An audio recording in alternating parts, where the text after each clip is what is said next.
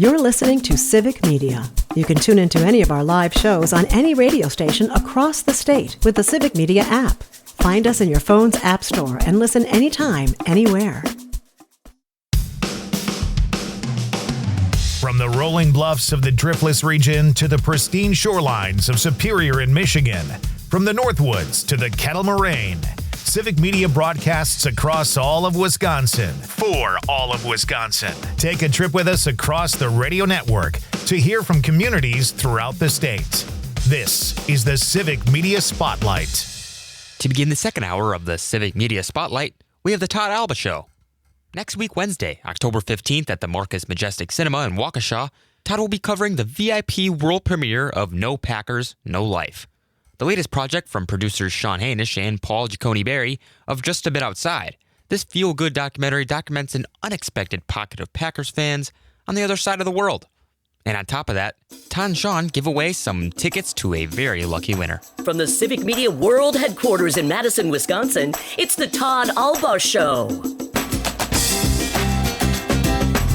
And now, pursuing truth wherever it may lead, here's your host, Todd Allbaugh. Across Wisconsin on the Civic Media Radio Network and streaming worldwide on the Civic Media app. Good afternoon, everybody. Todd Allbaugh along with Mr. Aaron Zommers on the board. It is 6 minutes past the hour of 3 o'clock on this Thursday, October 9th, 2025. It is a great day to be a Wisconsinite. Welcoming everybody to hour number 2 of the big program here at the crossroads of downtown Madison, State and Fairchild Street. Glad to have you along. Beautiful blue sky fall day here in Wisconsin. It's a beautiful day for a Packers game. When the Packers don't play today, of course, they play on Sunday, but time to have a little fun. By the way, a little bit later on the show, we'll do some other news headlines as well. But I've been looking forward to this in nervous anticipation. Joining us via StreamYard, our friend and one of the producers of Just a Bit Outside the Store, the Green Bay of the Milwaukee Brewers. I'm combining the two films, but also one of the producers of the great new film, No Packers, No Life, joining us from Los Angeles, California, Sean Hanish. How are you? Great, Todd. How are you doing? I'm discombobulated. Before we came on the air, I asked you, I knew the answer, but I mean, we're talking about, I've got my Brewers stuff on today, my Euchre jersey, because the Brewers going up against the Cubs tonight. And so, I mean, just quickly, you know, as a Brewers lover yourself, boy, it was tough, but maybe not completely unexpected last night. Yeah, of course we wanted to sweep the Cubs, but I mean, the thing that I take away from yesterday is this team never gives up. Right. And so, you know, it must be really hard playing us because you got to be like, when are these guys just going to like roll over for a few innings? And we never do. And I think that's going to pay dividends tonight. I think we win in 4. I agree with that. I feel really good about tonight. I just think that this team is built exactly. They don't seem to get too, as a team, unnerved or come apart. They're there. They support each other, even when one guy like Priester, and I'm not sure, we played earlier the Priester comment, talk about a stand-up guy. He just looked right in the camera after the game and said, that's all on me. Everybody else played great. I take responsibility. And but yeah, this whole power of friendship, I think it's real. So I agree. I like the Brewers in 4 tonight. Right now, though, let's change gears to Packers. You have been on the show with Paul Jaconi-Biery, one of the other producers of this great film. If you have time, let's play the trailer one more time. So I want people to get a flavor. Here's the official trailer of the film that premieres next week in Brookfield, Wisconsin.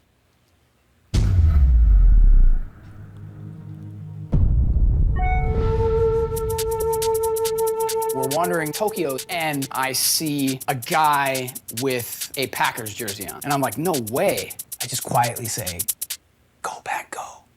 And he shouts back, go Pack, go! The Japanese Packer cheering team. Packers number 1. I love Packers. No Packers, no right. Insanely passionate, to a degree which probably most people from Wisconsin aren't.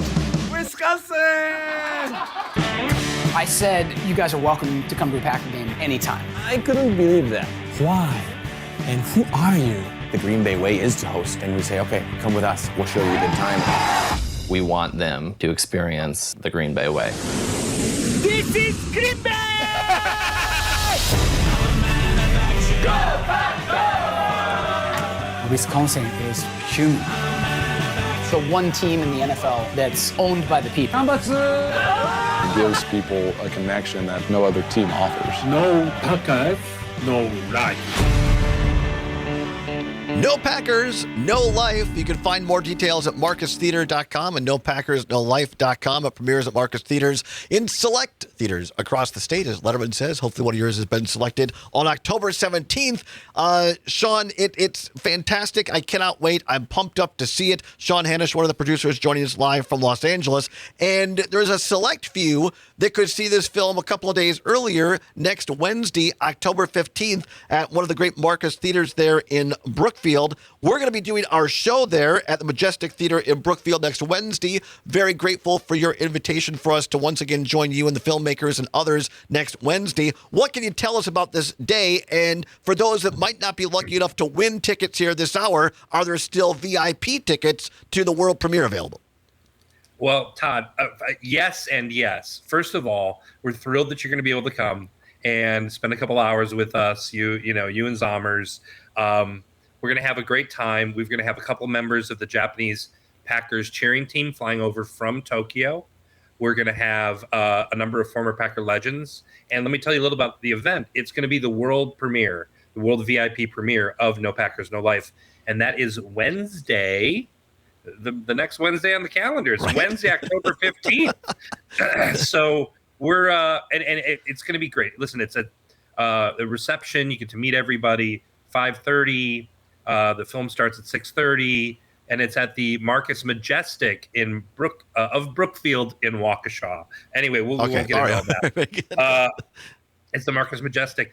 Anyway, it's going to be such a great night, and I have a little bit of news to share with you because we've been all these Packer legends that we've been talking to want to come and support the film, and we already announced that we're going to have Antonio Freeman and George Kuntz there. We just found out that we're also going to have Ahman Green. Wow. What a lineup. If you want to come and see this amazing movie with a bunch of really pumped up, Packer fans, come wear your jersey. You're going to get a chance to meet Ahman Green and, Antonio Freeman, George Kuntz. You're going to get to meet all these legends, meet a couple of the great fans from Tokyo that are flying over. It's going to be a real love fest. And, I know you're going to give away a pair of tickets today. Thanks to you guys. You're welcome. If you're not lucky enough to win those, you can go to nopackersnolife.com, and there are limited tickets still available. So you can find a link there to buy tickets for this world premiere. I would really encourage people, and again, through you guys were so gracious as to invite us down last year to the Brewers premiere of Just a Bit Outside, and you guys know how to do things right, do things well. There's a great reception, there's food and drink, and then you usher everybody into this private showing, beautiful theater, and a chance to listen to get Q&A after the film with the filmmakers. It's really well done, and most of us in Wisconsin, unlike you, will never get a chance to be at an LA premiere and have a world premiere, a second one in 2 years in Wisconsin. I think that's something special. Yeah, the tickets are $100, but tell folks a little bit, Sean, this is not just a moneymaker. You also are doing this as a part of a philanthropy to a couple organizations as well. Portions of the proceeds go to a couple of great causes. Well, that's part of it too. That's the thing. One of the reasons there's a premium on the price is there's all free food and drink. You get to mingle with all these great former Packers. But also, a percentage of the proceeds goes to the Boys and Girls Club of Wisconsin. Yeah. And we're really thrilled to partner with them. They're an amazing organization. They're going to have a lot of people there in attendance. We're hoping some of the boys and girls themselves are going to be able to come. And we're going to have a silent auction. So we're going to have signed posters like the poster behind you. We're going to have signed footballs. We're going to have a lot of great memorabilia, and all the proceeds of that go to the Boys and Girls Club of Wisconsin. So it's a feel-good night. You get to give back to the community. You get to mingle with, Packer legends, and then you get to see a great film, and we'll have a Q&A afterwards. It's going to be a wonderful evening, and I cannot wait. I can't wait either. Let's not make our listeners wait any longer either. We're going to give away, courtesy of Sean and the filmmakers here, 2 VIP tickets to the world premiere. Now, here's the deal. You have to be able to go next Wednesday. Last year we did this. We had a couple of people call and give us the answer like, no, I can't go. You have to be able to go next Wednesday evening. Starts at 5:30, right, Sean? It does. I believe yes. at 5:30 in Waukesha at the Marcus Brookfield Theater in Waukesha. So you have to be able to go there at 5:30. And so we're going to give you a question, and then you give us a call, and we'll take the calls in order received. And the first person with a right answer, the correct answer, will win these 2 tickets to the world premiere of No Packers, No Life. All right, here's the question. The dial-in number is 855-752-4842. We're going to give that to you again in a minute. Here's the question. The Green Bay Packers have played 5 international games in all time. Where was the game held in 1998? The Green Bay Packers have played 5 international games. Where was the game held in 1998? The number to call with the correct answer is 855-752-4842. 855-752-4842. Only call-ins, no text on this one, all right? So the Green Bay Packers have played 5 international games. Where was the game held in 1998? That is the question. We want you to call in, and because, that's the way we do things here. And the person with the first right answer wins. Do you know the answer, Sean? I have a pretty good idea. Our phone lines are lit up like a Christmas tree right now. Yeah, the phone lines are. We have 1, 2, 3, 4, 5. We have 6 phone lines, which is the maximum. There's the max. So we are all. You can tell the excitement about this film. All right, all 6 lines are filled up. All right, let's go to our first caller, Terry in Cross Plains. Terry, there have been 5 international games in Packer history. Where was the game held in 1998? Tell me it was Tokyo. Tokyo is correct. Terry, you are going to the VIP world premiere of No Packers, No Life. Wow, that was quick. Did you know that, or you have to look it up? I actually kind of knew it, and then I figured that because it's No Packers, No Life, I have to be right. Well, yeah, maybe it was a little too easy. I don't know, but we want people to be able to go and enjoy the film. Where are you calling us from, Terry? I'm in Madison. All right, very good, very good. So you listen on WMDX here in Madison. We appreciate that. Well, Terry, you're going to get to meet Sean and all the folks there. I have to ask, you can go, right, next Wednesday at 5:30? I can go. I should be there, right on the button. That's fine. I mean, because the reception goes for, what, Sean, an hour or so? The reception's an hour. Again, free food and drink, and then we'll mingle and wander into the... So, Terry, you're in great shape. Please come and say hi. I definitely will. Can I say that I saw this at the Wisconsin Film Festival? Wow! And I never walked out of a movie feeling sad, but awesome. Just my heart was so full after I watched this movie. Wow! Look at that! You get a review, Sean, and a fan all together. I'm so happy, Terry. I'm talking to Terry now, Todd. Yeah.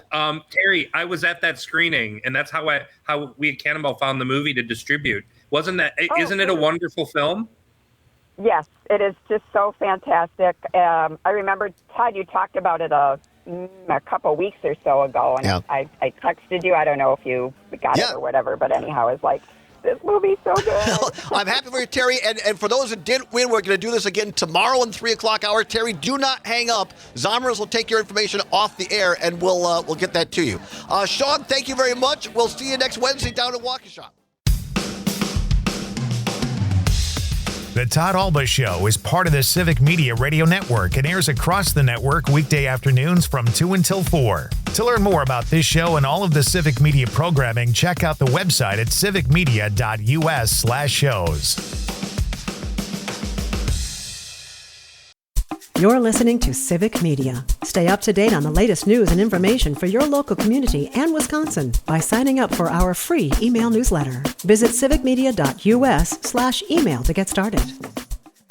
We move on to the Maggie Dawn Show on the Civic Media Spotlight, where Maggie talks to Professor Josh Braver, assistant law professor at the University of Wisconsin, to examine the troubling misuse of military force in domestic politics, spotlighting Donald Trump's controversial deployment of the National Guard and ICE agents in cities like Chicago. He stresses the constitutional risks of eroding civilian control of the military and Trump's disregard for established legal norms. Welcome back, everyone. I'm Maggie Dawn. You're listening to the Civic Media Radio Network. For the rest of this half hour, I continue our conversation with our special guest, Professor Josh Braver, an expert in the relationship between civil authorities and the military. He is an assistant professor of law at the University of Wisconsin-Madison. Thanks for sticking around with us, Josh. Before the break, we were getting into the current moment and the fact that we've now got Texas National Guard in the Chicagoland area. We've got differing court orders from Illinois, a federal judge in Illinois, a federal judge in Oregon. We've got a Supreme Court that to date has not really supported the lower federal courts or required strict adherence of the Trump administration to lower courts orders. And we seem to be at this inflection point. Literally, we've got armed soldiers from one state about to square off against protesters in another state whose governor doesn't want those National Guard members there. A president whose deputy chief of staff is claiming absolute power to direct Guards members wherever he wants, despite the fact that that is not what the law says. How close are we to one of these constitutional sort of bright line tipping points? How dangerous is this moment? And really, how strong as a legal matter is the president's assertion that he can do whatever he wants with whatever state's National Guard? I'll start with the second on the law. So the law here is very clear. It sets out 3 conditions under which you can nationalize the Guard. One is invasion. There's clearly no invasion here. The administration's not even claiming there's an invasion in their court cases. The second is rebellion. And the third is unable with the regular forces to execute the laws of the United States. I really don't think, I don't want to play down the levels of resistance to ICE agents, but calling this a rebellion is very far-fetched. We've had things that maybe we've called rebellions in the past, the Whiskey Rebellion. This is where literally people are being tarred and feathered and they can't enter the city in any way. And George Washington has tried to send negotiators and they've been chased out and tarred and feathered. So the bar here is pretty high. And the president is unable with regular forces to execute the laws of the United States. That means you have to try with the regular forces and they have to significantly fail. It can't just be that they're impeded or there's resistance, which happens every day to law enforcement. So as a matter of law, if you apply these criteria seriously, especially in a place like Portland, I mean, in Los Angeles, I don't want to play it down. There are people trying to seriously use physical force to enter the building. They're trapping ICE agents in cars. There are Molotov cocktails. I still don't think that's a rebellion. I still don't think it meets the criteria. But in Portland, it's people basically milling around. And insofar as they get rowdy, police officers are arresting them and taking them off the territory. So there's just no real plausible case that in Portland you have the criteria necessary for the president to federalize the Guard. All of this leads me to the question about the Insurrection Act and what the law there is. In my opinion, and based on conversations with folks like yourself, it is very clear that the legal prerequisites to the president's deployment of the National Guard against civilian protesters has not been met. I think it's debatable in LA, given the geographic scope and the fact that it was a very small proportion of the protesters, but it's not met in Chicago. It's clearly not met in Portland. It clearly isn't going to be met in Milwaukee or other places. The fact that the president has deployed these forces exclusively in Democratic-leaning cities, and his now promise, or the guise of all of this being about immigration enforcement, and his promise that, oh yeah, if I think it's necessary, I'll invoke the Insurrection Act. What is the Insurrection Act for, and does it have anything to do with immigration enforcement at all? The Insurrection Act is a way that we've been talking about federalizing the National Guard in these cities. That was the statute I was talking about earlier. Yes. The Insurrection Act is about sending in the Army itself, the Marines, the active duty soldiers whose normal job day to day are professionals in fighting wars. And so that's the distinction between the Insurrection Act and the other statute. The Insurrection Act is written very broadly. It is written in ways that can be interpreted as giving the president a great deal of discretion to send them in for obstructing or impeding the execution of the laws. But it's never been used that way. It would be a serious violation of precedent. And the executive branch as a whole, its lawyers have opinion upon opinion piled up saying, you cannot use this recklessly. We have to really think about what its intention was, what its context was, and what the precedents are.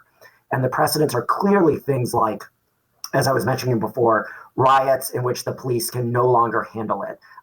Places where entire areas of the city are being shut off. Think about the Seattle Autonomous Zone, and think about it if it had been done where the Seattle police had really tried to move in rather than wait a few days and then moved in and cleared it out, right? Maybe they tried to move in again and again and couldn't do it.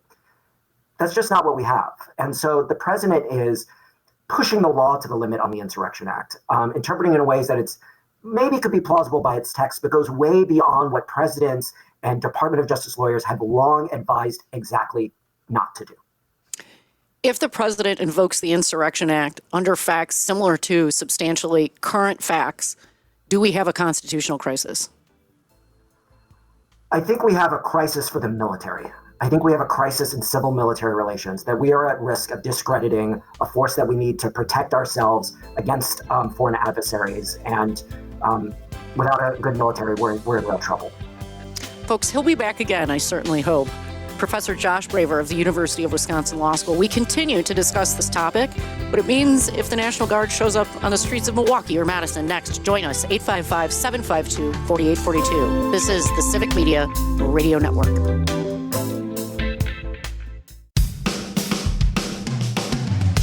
The Maggie Dawn Show is part of the Civic Media Radio Network and airs across the network weekday afternoons from 4 until 6. To learn more about this show and all of the Civic Media programming, check out the website at civicmedia.us/shows.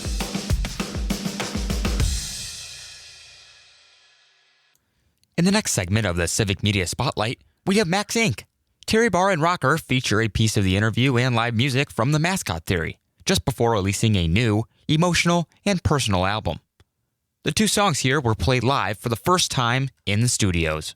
Grief doesn't knock, it crashes. For Eric Jelen, a Mascot Theory, that cosmic hit and run came with his father's passing and then his own battle for survival against a rare and potentially fatal brain condition. Those life-altering experiences have inspired the Mascot Theory's newest album, Cosmic Hit and Run. Here with us tonight, playing songs from their upcoming album. It's live from the Mad City, presented by Aaron Weber Group. It's the Mascot Theory. Yay! Eric, Corey, Nick, Paul, welcome to Max Inc. Radio. An absolute thrill to have you with us. What is the Mascot Theory? Sometimes I say the Mascot Theory so many times, I think, well, wait, what's the theory? I mean, that's a good question. I don't think I've ever asked that. Is this like a rabbit hole we can go down like on YouTube? I mean, it's a pretty small hole to go down, but way back. There is a story. When I used to work at a place, we would do an NCAA bracket pool, and a friend of mine would always choose his based on what mascot would win in a fight. And he lost every year, miserably. He had no problem putting his money down and losing it, but we always thought it was hilarious to watch it. But also, he and I had a list going of like, oh, that's a funny band name, of a whole bunch of just random things that would come up. And the Mascot Theory became one of those listed names. And then when we accidentally became a band years ago, I grabbed one of those names and who knew we were going to stick with that. It's a great name, and now that we know the story behind it, it makes it even, I think, a little more fun. I want to start a fantasy mascot league now. That'd be kind of fun, right? As long as everybody's got to do that. You know? Oh my goodness. Okay, Eric, how did you get started in music? I remember my earliest was probably like Sesame Street. I remember like the letter B. Yeah. And I was like, that's a cool song. And there's like Beatles that are dressed up, puppet Beatles or Muppets maybe they were. And I'm like, that's a cool song. And not knowing there was an actual real band behind it. But that was probably the first one. And it just had cool music on that. And then, of course, fast forward, my parents, as far as what inspired me to want to do it and write. And my parents were in a band. And I just loved watching live music, drums, bass, all that fun stuff. And then the Beatles anthology came out in the 90s. And that was kind of it for me from a songwriter standpoint. I was like, oh my word. And watching that through my parents' eyes because they were rewatching that for, seeing all those memories and all those amazing songs. And I was really getting introduced to the story of the Beatles for the first time. Wow. I had known a lot of the songs just from radio stations back in the day, but this was the first time getting the story. So that was when I was like hooked as a songwriter, and to watch this band do it. Now, the new album, Cosmic Hit and Run, is inspired by events of your father's passing and later a diagnosis of a rare brain condition. Tell us about your father, David Jelland. My dad was an optometrist, and he was an amazing bass player and singer. And that was one of the things I loved about that band that they had, is that, and probably why I was drawn to the Beatles as well. I just love the harmonies. That's always been my thing that I've really enjoyed and always wanted to replicate in any project I ever do, is harmony. So if you want to be in the band, hopefully you can sing. That helps. And I think that was a big part of it. So listening to my dad sing and my mom harmonize with my aunt, and it was just a really incredible experience growing up and watching that. And then I just kind of wanted to replicate that as much as I could. Let me ask you quick. Yeah. Name of your dad's band, and where were they kind of based out of? They were a Christian rock band back in the early 80s as we were growing up. And then eventually it sort of morphed into a worship team band at a non-denominational church. Mineral Point? It was actually in Darlington. Ah, okay. Yeah. Just for anybody listening that might go, oh, yeah. Yeah. Did you ever get to play in a band with your dad? 2 times I ever played with him, and ironically or not ironically, it was Beatles songs. So I had a band called Fallen Roadies back in college. Okay. And kind of the tail end of that band, it was kind of like post-college before another band kind of started. We had a show at the Mineral Point Opera House in my hometown, Mineral Point, and my dad and I just kind of started getting into maybe I want to play some Beatles songs, and Dad was like, I know all of them.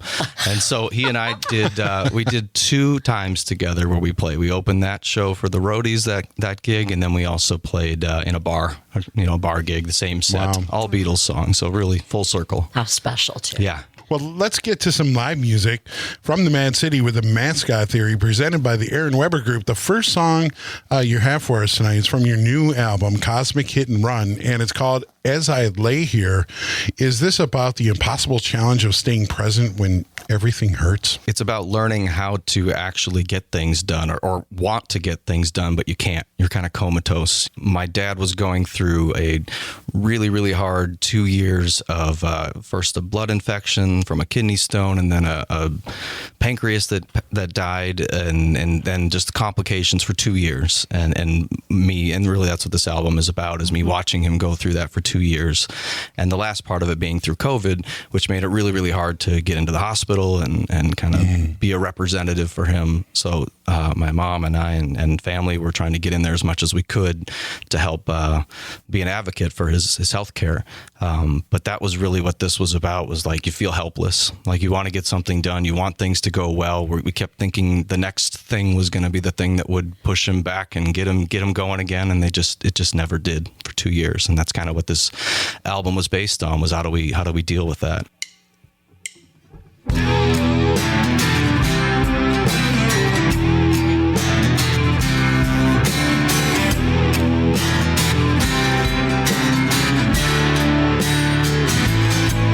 There's a war going on around me, cannon fire surrounding, and in the chaos I can only think of you. I'm running on fumes and memories, fine-tune the chemistry, and as I lay here I can only think of you. Only there was another way to pick myself up and walk away. As I lay here, I can only think of you.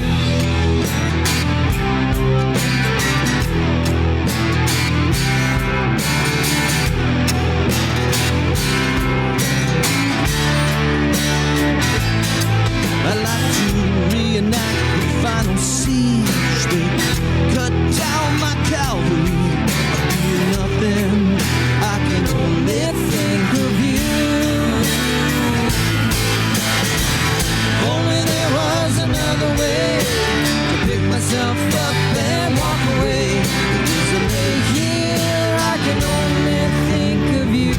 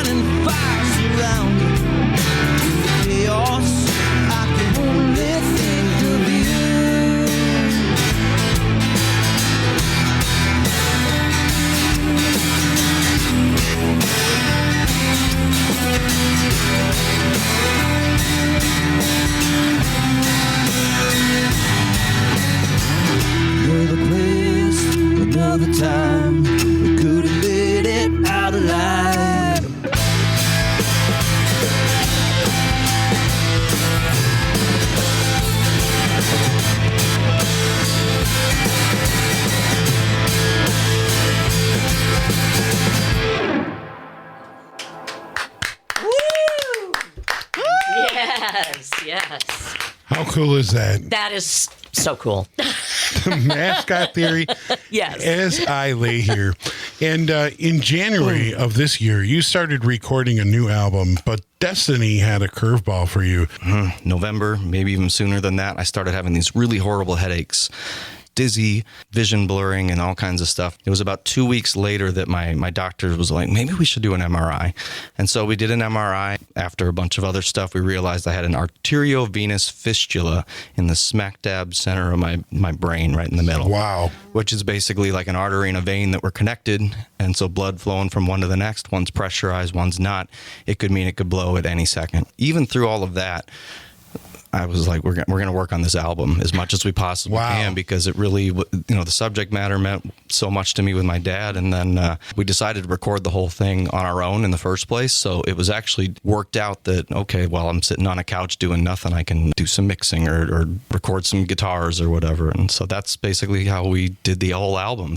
The next song you have for us tonight, it's called Still Here. This is the last song on the album, and it was the hardest one for me to record my lyrics for. And I actually changed them a little bit, because going through all the stuff I was going through in the recording process, it was like, oh.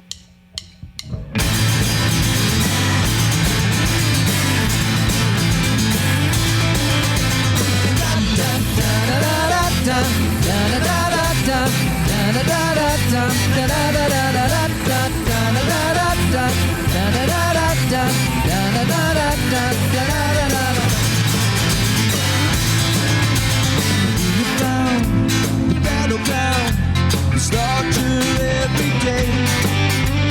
Burning down the trumpet sound, the hunted and the prey. Well, maybe it's longer to do it, searching for clues while we bury the past to hide something deeper down on the shaky ground. Our lives on full display. Da da da da da da da da da da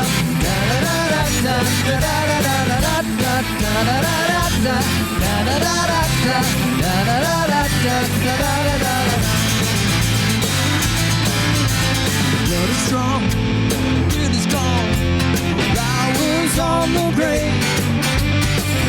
Down through Babylon, making our escape. Cutting and dropping the chains and turning the page, and even our throats to stop singing the song. We're moving on to a new and brighter day. Da da da da da da da da da da da da da da da.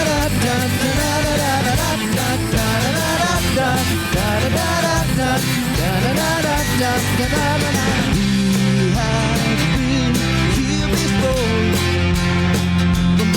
To the black, set free from the past. We have been here before, and we broke through the cracks to the brink and then back.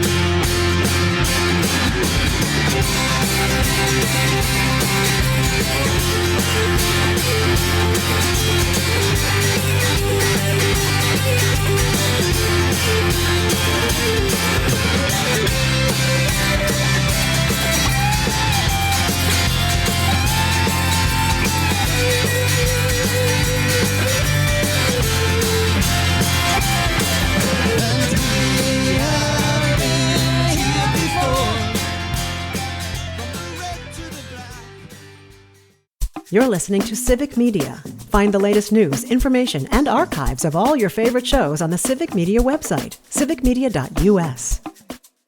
To finish off the Civic Media Spotlight, we have The John and Gordy Show. With Matt Rothschild filling in for Gordy, John and Matt spoke with Connor Kaloa, owner of Wisconsin Forward FC in Madison. Connor announced the formation of a new professional women's soccer team in Madison, explaining how the sport's growth in the U.S. is really starting to show life. They also talked about the barriers of entry for young talent trying to make a name for themselves in the U.S. It's Madtown. It's John and Gordy in the morning. Matt Rothschild filling in for Gordy today.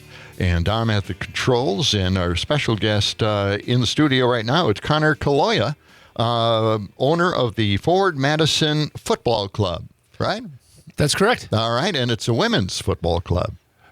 And it's not football, it's soccer. It's soccer, yeah. Let's totally confuse you here. Yeah, so Forward Madison Football Club is our men's club just down the block at Breeze Stevens Field here in Madison. But we're excited to be announcing we're bringing women's soccer to Madison in 2026. So pre-professional women's soccer coming in 2026. Forward Madison has been around since 2019. It's amazing how the community has embraced the club. Average over 4,000 fans per game. Our last home game this weekend down at Breeze Stevens Field. But really excited to be bringing women's soccer here to Madison. It's a subject close to my heart because I coached my daughter and when she was super young in soccer, and I played soccer in high school. I love soccer. I think it's a great sport. So congratulations. And what did it take to get this to happen? Yeah, it's something, since we launched the men's side Forward in 2019, we knew when we launched that team we wanted to bring women's soccer here. And over the last 10, 15 years, pro soccer and soccer at the spectator level in the U.S. has really evolved quickly. If you look back 15 years ago, there's maybe 40, 50 pro teams in the U.S. Now there's about 150 on the men's side. There's 23 women's pro teams, and that's quickly growing. So we've wanted to do this for a long time. The game continues to evolve. We didn't want to be on the sidelines any longer and really excited to have women's soccer here. We'll launch with a pre-professional team next May. In play at Breeze. And then I think as the women's game continues to grow, we hope to grow with it.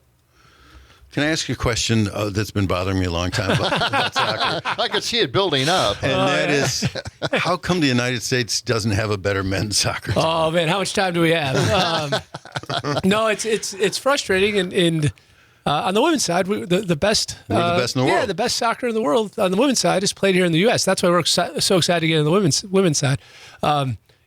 Without it's structural, right? I think the talent, and I'll try not to go too deep into a rant here, but the talent is obviously here in the U.S. in any sport, right? Through the population base, and we're the best in the world in pretty much every other sport.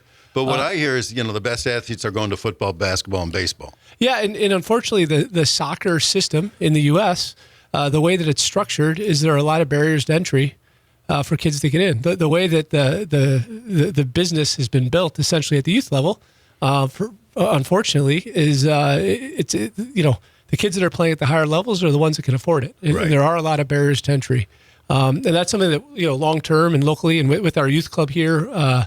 We recently started a youth club. We've given away $90,000 in scholarships this year. We need to work to lower those barriers of entry. We need to get more kids playing the game, and the U.S. should be at the top of the world in soccer. I know we haven't played it as long as some other countries, but we definitely have the talent here. We just need to build that infrastructure and system to develop that talent. Yeah, my kids took soccer in high school and middle school as well, but I always thought that there wasn't a good talent pool for coaches.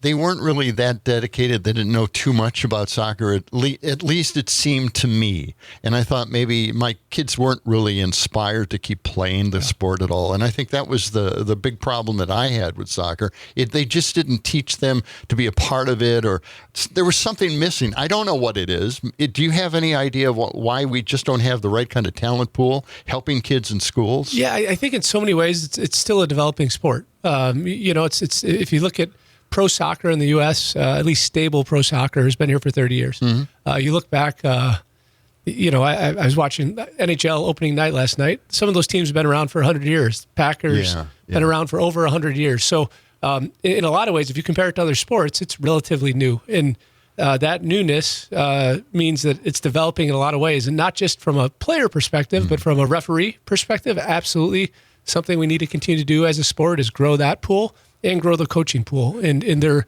has been a lot of growth in the last 10 years on the coaching education side of things, but that needs to continue to develop. And it's big in Dane County. I mean, soccer for young girls and guys is big. I mean, Redden is a huge soccer field where there are a lot of tournaments all the time, and there are leagues, there are higher level leagues than just the casual leagues too. So it's still a booming thing here in Dane County, isn't it? Yeah, it's growing rapidly. One of the fastest growing youth sports, as you see a shift in youth sports post-pandemic. More than 20,000 kids here in Dane County in the region playing soccer. So, we see great potential as we look to the next 5, 10, 20 years. It's absolutely going to continue to grow with the World Cup, especially coming next year. I think that'll get more eyes on the game coming to the U.S.